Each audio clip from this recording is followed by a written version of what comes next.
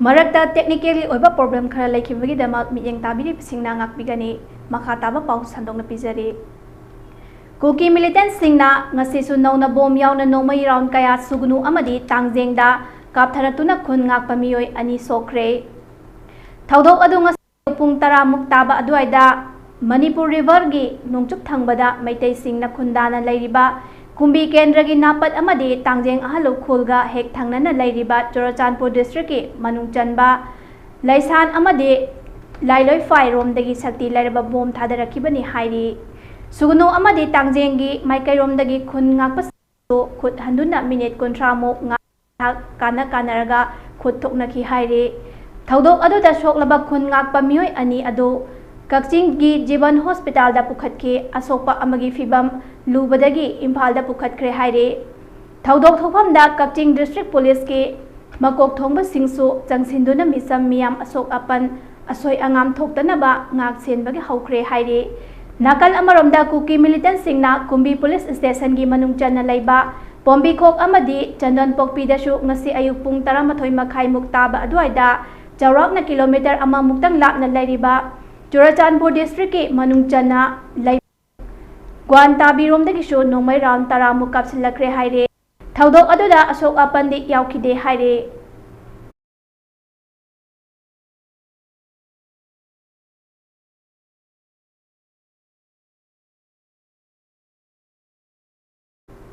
Cookie खुलाई पाइबसिंगना सथरकपा ड्रोन अटैक अमदी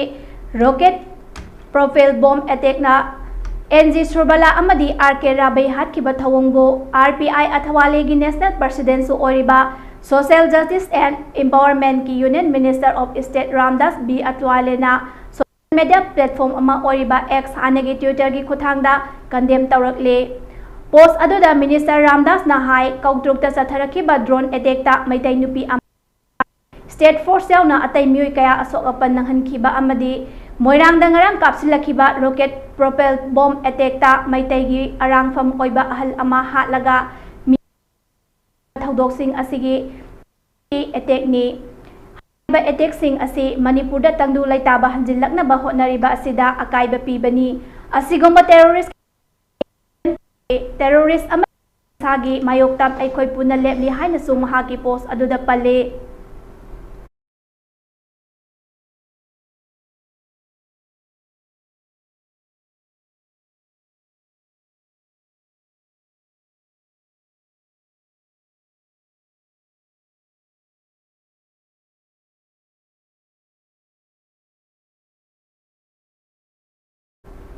मियोय अमा मखोंगदा नोंमैना कापलगा हुंदोकलमले ngarang numidang कक्चिंग डिस्ट्रिक्ट के वांगू पुलिस स्टेशन की मनुंग चन्ना लैबा लंबीदा नुपा अमा सकंगदबा खुलाई पाइबा मियोय खरना गाड़ी अचौबा अमदा पुदुन लाकलगा मखोंगदा नोंमैना कापलगा हुंदोकलमबनी हाइरे सोलबा मियोय अदुगी ममिंग मसनाम अभी सिंह सहीगा निफो क्वाकैथेल थौनाउजम लैकाइदंगिनी हाइरे सकंगदबा मियोय सिंह अदुना महाके येत थंगबा खोंगदा नोंमैना कापलमबनी हाइरे सोकलबा अभी सिंह मनाक नकपा वांगू प्राइमरी हेल्थ सेंटर दा पुखतुना लाइकन्नरी हाइरे अभी सिंह हाइरिबा मियोय असे सेनखाई थुमखाईगा मरी लैनना नोंमैना कापलंबा ओरमगनी हाइना थाजनरे पुलिस के माइकैदगी थौदोक असिगा मरी लैनना मखा ताबा इन्वेस्टिगेशन हौख्रे अदुमकपो हौजिक फावगी ओइना ग्रुप अमतना थौदोक असिगा मरी लैनना सेंगदोरकपदी लैत्रे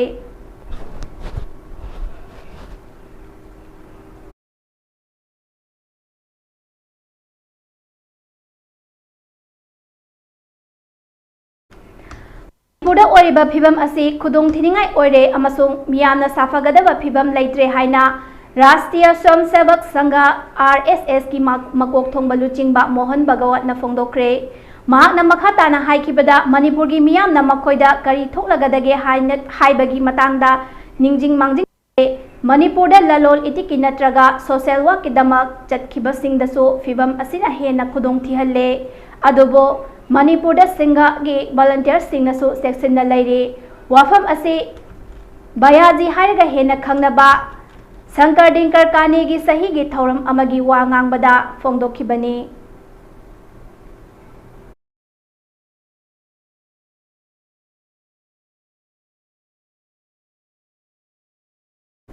Jiribam District ki Nungchapida ngasi ayuk anganbada mayumda tumduna lairiba miyoi amabu khutlai paiba singna sanglaklaga nongmaina kaplambadagi laikhidre hairi. Thaudok ase Jiribam Police Station dagi kilometer 8 rom chatlaga laiba Nungchapida thokibani mafam aduda akanba maongda khut thoknari haina pawgi likhun amana hairi.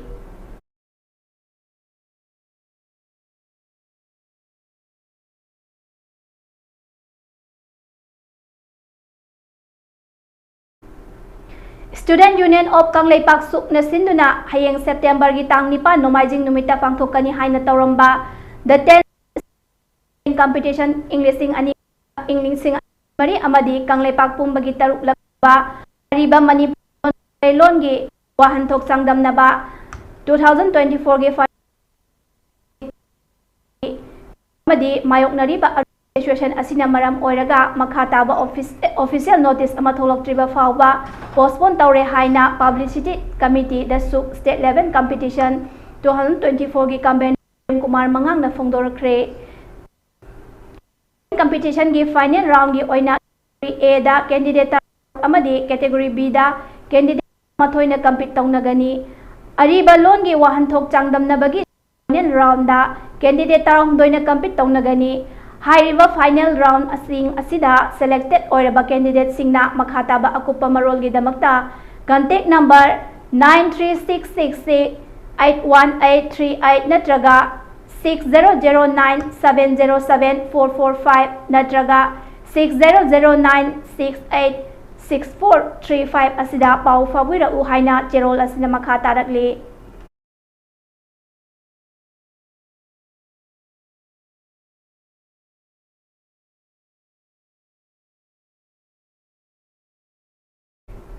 Churachandpur District ke Police amasung Central Force ke akanba kangbu amana Churachandpur da thiba humagi thabak chathabada bunker ahum thugai kre security kangbu aduna molsang da bunker ani aduga lekam molsang singna lairamba bunker sing thugai ke security ki oiba kangbu singna Chandel Tengnongpol ama Kangpokpi District ke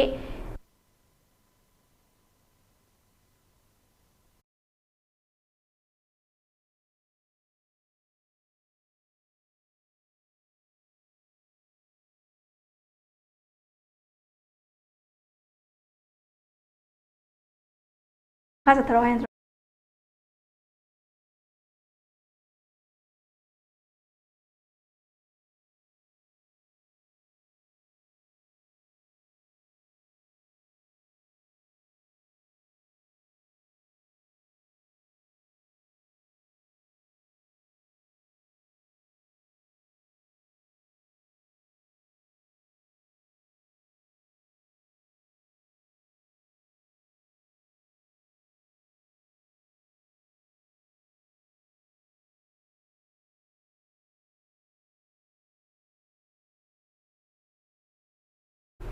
Bisnupur District ke Tera Khongsangbi Trong Laubi Naran Sena amadi Ningthau Khongna chingba mafam singda ngarang ahingda drone oigani haina chingnaba posak kaya atiyada paiba thingnabadagi mafam aduda laiba miyamna mi painakre thaudok asina maram oiduna ngarang ahing maikai adomda laiba miyamna masa masagi yum amadi miyam tinba mafam singda mai amata thana khidre hairi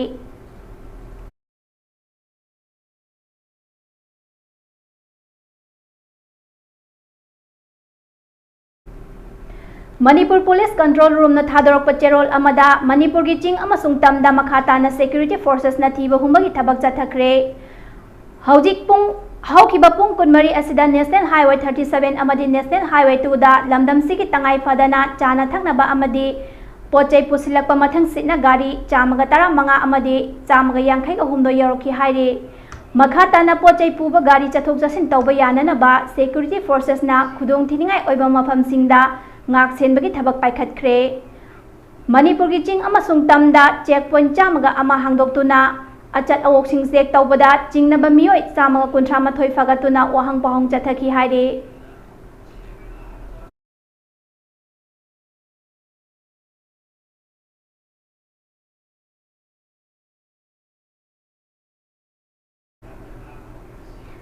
National Highway 37 Imphal Jiribam lambi economic blockade tawkre Compensation Left Out Properties Land and Instruction Owner Association NCLPLSOA na leingakta thamkiba demand-sing adu thabakta onthoroktabdana maram oiraga National Highway 37 Imphal Jiribam lambi asi ngarangdagi hauraga pung 9 gi economic blockade chathaba hokre haire. Blockade asina maram oiraga Imphal tamna pochai puduna lakpa gari kaya lambida panduna lairi haire. Ningsingba yabadi association asina taliba demand-sing asi tha asigi manga fawgi manungda thabakta onthokpirakna bahaijakiba adubu lengak na nathaibadagi karigumba paukum amata piraktabana maram oiraga economic blockade ki khongjang asi sangsinbani haire.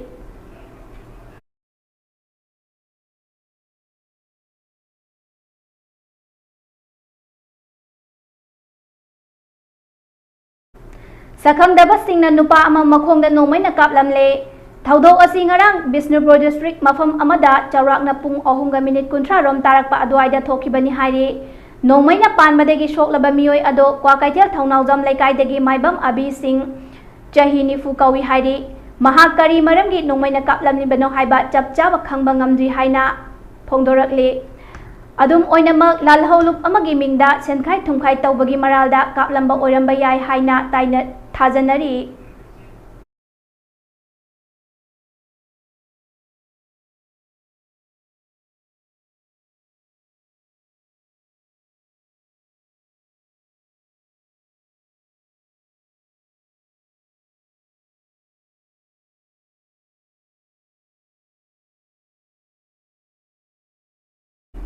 Aroibada maruiba pau.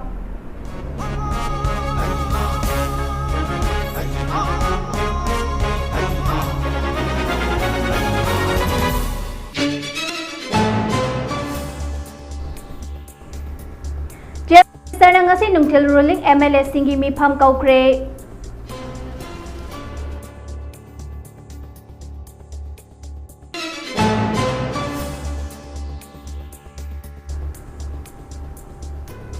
Kuki militant sing ngasi suno mayaw na bom kaya sugunu tangjengda landaraktuna kapthakre haire. Landarakpa aduda khun ngakpa miyoy ani re.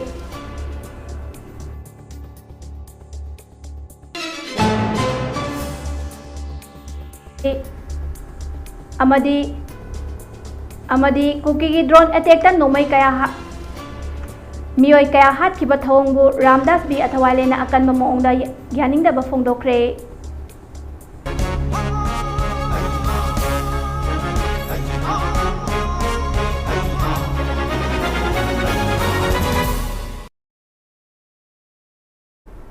Haujiki oina Mami TV na sandokjaba Manipuri pau loire makhataba paugidamak miyeng taduna laibiyo.